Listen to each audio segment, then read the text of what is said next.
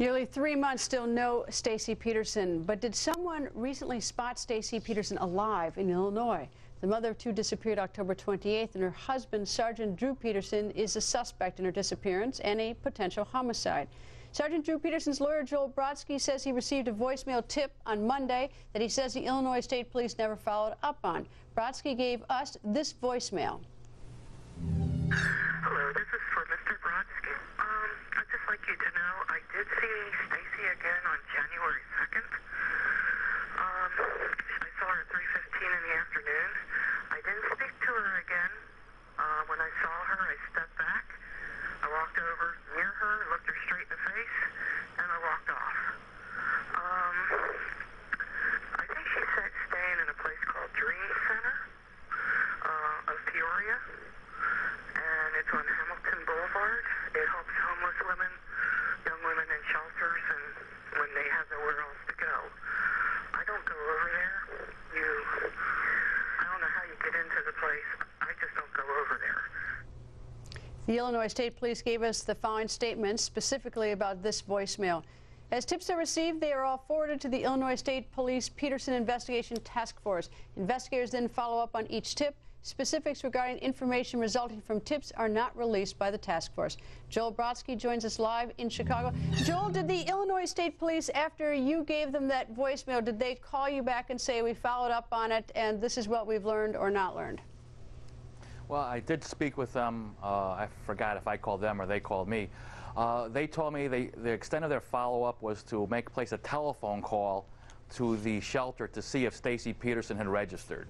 You know, personally, I think that's ridiculous, because obviously Stacy Peterson isn't, if she's trying not to be found, is not going to register under the name Stacy Peterson. I would have hoped they would have sent somebody out there just to check to see if somebody looking like Stacy had in fact checked in. All right, and they haven't done that, apparently. No, they have not done that.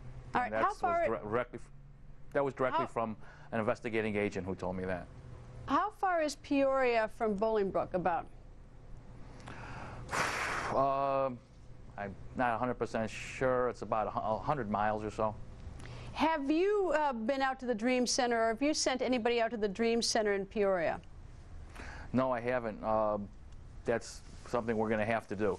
One of the things we were doing in releasing this is I know that obviously now people are going to go there and see. They're going to check it out. That's one of our motives for releasing this tape, as we know people are going to go check it out. Obviously, we're not, my investigators don't have subpoena power. They don't have badges. They cannot walk into a women's shelter and look at the register and ask to look at the guests. The state police can, and I was hoping they would, but apparently they didn't. Now, in listening to that voicemail, and you've probably listened to it much more carefully than I have been able to, I thought that the woman said that this was, she said, I spotted her again. Is that what you heard? That okay. Now, have you ever heard from this person before?